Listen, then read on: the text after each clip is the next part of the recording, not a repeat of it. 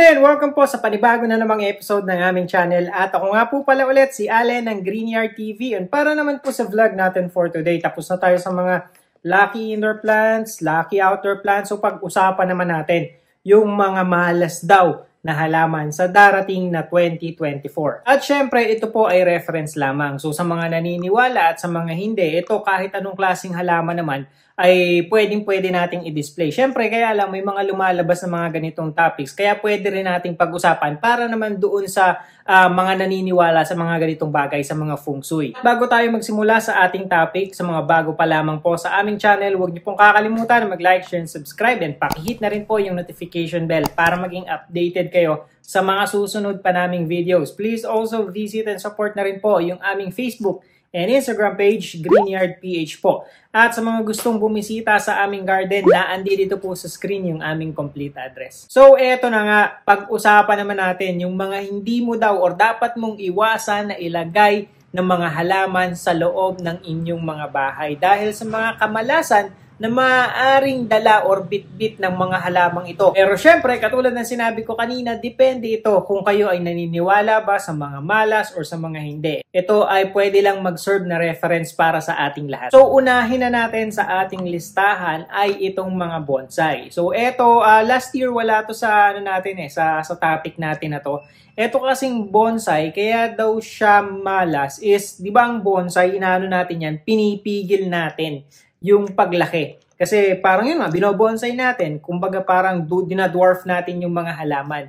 And ito daw kasi, kapag kaganon, parang yung stunted, magiging stunted din yung growth mo sa trabaho mo, sa kung ano man yung ginagawa mo. Kaya yun nga, kasi pinipigil yung paglaki. And yun, syempre sa mga naniniwala and ayon sa feng shui, magiging ganun din yung mga kapalaran ng nag-aalaga daw nito. Kasi mas maganda daw ng mga inaalagaan ngayon is yung mga halaman na talagang yung free-flowing lang, hinahayaan nating lumagko o lumaki. Pero gayon pa man kasi yung mga ibang halaman naman natin, kailangan pa rin nating itrim, diba? Or bawasan. So yun, kung naniniwala kayo sa feng shui, yun, iwasan lang natin siguro yung mga halaman katulad ng bonsai na kailangan nating putulin or pigilin yung paglaki. Pero gayon pa man, ito naman ay sa loob lamang ng bahay. So pwede mo pa rin, kung halimbawa talagang gusto mo ng bonsai, pwede mo pa rin siyang i-display sa inyong mga bakuran. And ang susunod naman sa ating listahan ay yung mga matitinik na halaman. And ito parang yearly,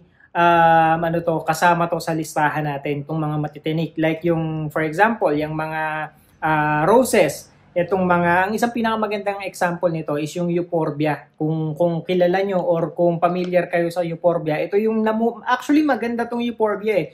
And ito kasi, more on pang outside lang naman. Pero may nagdi-display kasi nito sa loob ng bahay. Lalo na kung halimbawang pasok na pasok yung liwanag natin. Tapos nakalagay siya sa pot. Itong halaman na to is napakatinik talaga nito. Medyo mahahaba yung tinik nito and matutulis talaga. So ito, siguro ang disadvantage nito, bukod sa kung halimbawa malas na siya sa loob ng bahay, is medyo delikado kasi siya sa loob ng bahay talagang i-display. Lalo na kung halimbawa may mga alaga kayong hayop. Kasi syempre, lalo na yung mga pusa, kung mga umaakyat-akyat yan. Tapos kung halimbawa may mga maliliit na bata sa sa loob ng bahay natin. Kasi syempre, hindi mo naman maiiwasan na minsan malikot nila or mahipo nila. Sobrang tutulis kasi ng ng mga tinik nito at mahahaba nga. So yun, kaya lang ang isa kasing maganda dito sa halaman na to is yung bulaklak niya. Meron itong pink, may pula, may dilaw. Hindi ko alam kung may puti nito, pero yun yung pinakapangkaraniwan nating makikita. And kapag ka namulaklak to, sobrang tingkad kasi ng kulay. Kaya maganda at marami yung nahuhumaling nito. Medyo naglaylo na siya nitong mga nagdaang taon, pero dati, sobrang benta nito. And yun nga, para siyang para siyang cactus or para siyang mga cacti. So, ganon. And yun nga lang siya, nataas, nalaki kagad. Mabilis yung paglaki niya. Unlike ng mga succulents natin, yung mga cacti natin, nasa maliit na pot lamang siya. So, kasama na rin dyan, syempre, yung mga cacti. So, iba't ibang varieties. Ito kasi, matinik daw, kaya maaaring may dala daw or nagdadala daw ng negative energy sa loob ng ating bahay. Kaya, ayon sa feng shui, is hindi siya magandang i-display sa loob ng bahay natin. Pero gayon pa man, nasa sa inyo po yan. Kasi sa amin, Meron din naman kaming mga succulents, may mga cacti kami, although wala naman siya sa loob ng bahay. Pero ganun pa rin, nasa paniniwala pa rin natin yan. And yun nga, meron naman dyan, taon na yung nag-aalaga, meron sa loob ng bahay, di ba? Hindi naman talaga pwedeng sabihin natin na yun yung magdidikta ng ating kapalaran. Ang susunod sa ating listahan ay yung mga gumagapang naman ng mga halaman o yung mga trailing plants. So yan, ano ba yan? Yung mga philodendrons, yung mga tawag dito, mga golden pothos, madami tayong trailing plants. So lahat yan, ito napakatagal ko nang naririnig ito. Yan, yung mga poison ivy na yan. Sobrang tagal na. Kahit hindi pa ganun kauso yung mga halaman, yung mga matatanda, mga lola ko pa lamang.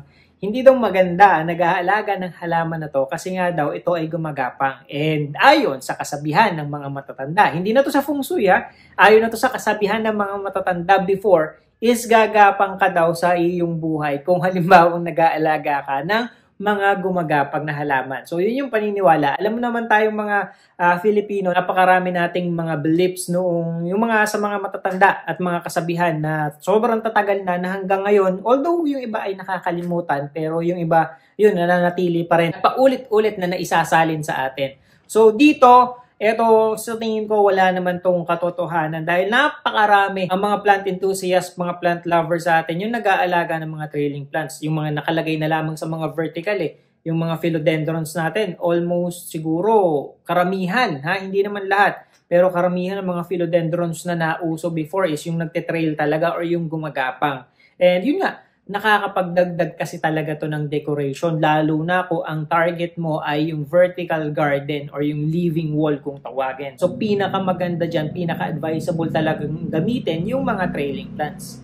And again, nasa paniniwala nyo na lamang po kung naniniwala ba kayo or hindi. Pero ako personally, sa bahay namin napakaraming trailing plants, kaya yun, nasa sa inyo na po. Ang susunod naman sa ating listahan ay yung halaman na mga madadagta daw. So dito, pagdating sa mga madadagta, yun, syempre nasa inyo pa rin kasi ako may mga halaman ako na meron talaga or madadagta talaga.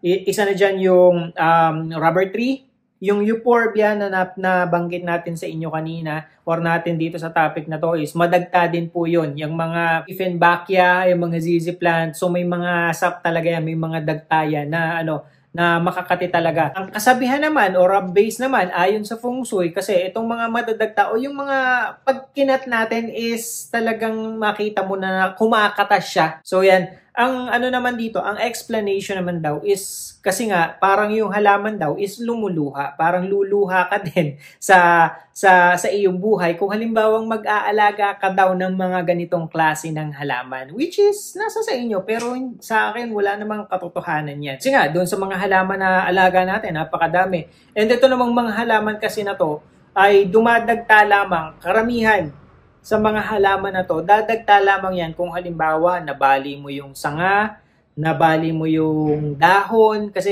even sa mga dahon, itong mga halaman na to, may dagta talaga siya.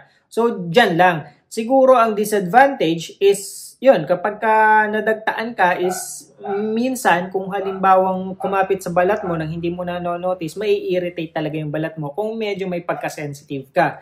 And yun. Pero other than that, kung halimbawa naka-display lang naman to sa bahay, hindi naman yan magpuproduce ng dagta out of nowhere nang walang kahit na anong sugat yung halaman. So, yun lang yun. Sa tingin ko, hindi naman dapat ikapag-alala yung mga halaman na may dagta. Kahit pa sabihin natin na i-display natin siya sa loob ng bahay natin. Huwag lang masasagi talaga or mababalian or mapuputulan kasi doon nga talaga siya magkakaroon ng dagta. At ang susunod sa ating listahan, ito kasama din siya last year, ito yung mga dead plants. Dito sa mga dead plants, sa tingin ko wala namang nagdi-display sa atin. Siguro ang pinaka-common sense na lamang nito is kung halimbawa may patay ka ng halaman sa loob ng bahay mo, huwag mo nang patagalin, tanggalin mo na kagad kasi unang-una, syempre, bukod sa mala siya, sa ayon sa feng shui, is minsan, yung mga halaman na yan, pagka namamatay, lalo na kapag yung nabubulok, nalalasak, nagkakaroon siya ng foul odor.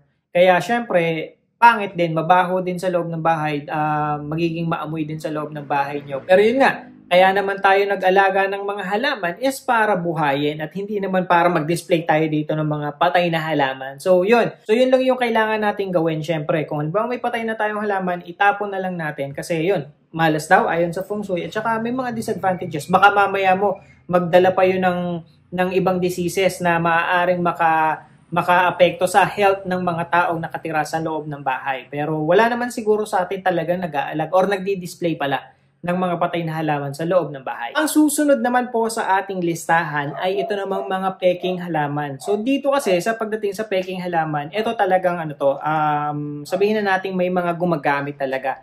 And kasi naman kasi talaga to unang-una may mga advantages kasi itong mga itong mga peking halaman. Unang-una, syempre, low maintenance 'yan.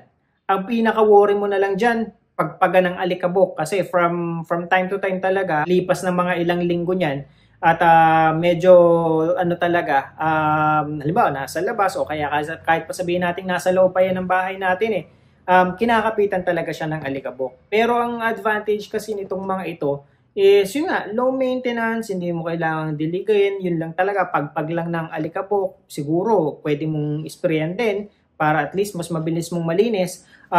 Kunin mo, ugasan mo sa gripo or i-dump mo sa isang timba, tanggal kagad yung mga dumi niyan. Hindi mo na kailangan ng mga fertilizer or ganito. Kung baga naglalast yung yung ganda na as a decoration sa loob ng bahay natin. Pero yun nga, ayon daw sa feng shui kasi fake plant siya Parang negative energy yung dala niya kasi nga hindi naman siya living species, hindi naman siya kailangan alagaan. Kaya yun, ayon sa feng shui is malas siya for the year 2024. Ang pinaka mo na lang dito, ang pinaka worry mo na lang kasi sa mga fake plants is kapag halimbawa dinisplay mo, minsan kasi nagpe-fade yung kulay. Yun lang naman yung yun lang yung pinaka disadvantage nito. Magpe-fade yung kulay pero matatagalan bago mangyari yun. Tsaka isa pang advantage nito, hindi ka mamumroblema na matutuyo dahon or kaya kakapitan or pamamahayan ng mga insekto. Maliban na lang, halimbawa talagang minsan kasi mga gagamba naman kahit saan naman yan namamahayan, even sa mga fake or dun sa tunay na halaman. Ang susunod naman sa ating listahan ay yun daw kahit na ng klase ng halaman na maaasim or nagbubunga ng maaasim na prutas. So syempre, 'di ba, meron tayong mga potted ngayon na pwede nating ilagay sa loob ng bahay natin na namumunga. So uso na yan ngayon And ito naman, ayon din sa kasabihan, ayon sa feng shui, syempre, magiging sour din daw yung inyong life kapag ka naglagay tayo ng mga halaman na yung mga fruit bearing ng mga halaman na maaasim. So kaya yan ay iniiwasan. Ng isang example dito siguro kasi merong although sa tingin ko madalang naman, pero yung mga tamarind ba? Diba? Meron kasing yung nabibili talaga na nakapat na parang medyo sabihin mo ng 4 or 5 feet yung height niyan pero namumunga. So yun, sa paniniwala nyo na po, kung halimbawa kayo ay magdi-display ng mga ganitong klase ng halaman o kaya naman ay okay lang sa inyo or wala lang sa inyo. Pero ako kasi, yun yung hindi ko pa na-try, hindi pa namin na-try i-display. Nakapaglagay kami ng mga like yung fiddle leaf, yung mga rubber tree, yung matataas talaga. Pero yung mga fruit bearing, hindi ko pa yan na-try talaga. Hindi pa ako nagkaroon yan. And maliban na lang sa kalamansi, kaya lang ang kalamansi naman nasa bakuran lang din namin. So yun lang yung sa tingin ko meron kaming halaman na gano'n. And hindi pa talaga ako nakakapagpasok. Hindi naman sa naniniwala ako, kaya lang hindi ko siya prefer na ilagay sa loob ng bahay natin. Siguro yung katulad ng mga maliliit na yung mga orange, yung mga ano ba tawag dito? Kiat-kiat. 'Di ba? Kasi siya kapag ka namunga siya at nakalagay sa pot mo talaga, orange kasi Kaya parang nagdadagdag or talagang makaka-attract siya. Makakadagdag decoration talaga siya sa loob ng bahay natin. Kaya 'di ba meron din tayong nakikita or mga nabibili na mga yung ganon, yung around 4 feet, 5 feet na akala mo yung mga fake na mga fruit bearing na gana na pwedeng pang display nga sa loob ng bahay. Kasi nga maganda ang magdadala doon yung mga bilog niya ng mga prutas na kulay orange na matitingkad yung kulay. So, yun lamang po and I hope nakatulong at nag-enjoy kayo sa panonood ng video na to. Sa mga bago pa lamang po sa aming channel, huwag niyo pong kakalimutan na mag-like, share, and subscribe and paki-hit na rin po yung notification bell para maging updated kayo sa mga susunod pa naming videos. Magkita-kita po ulit tayo sa susunod na episode ng Green Yard TV and thank you for watching.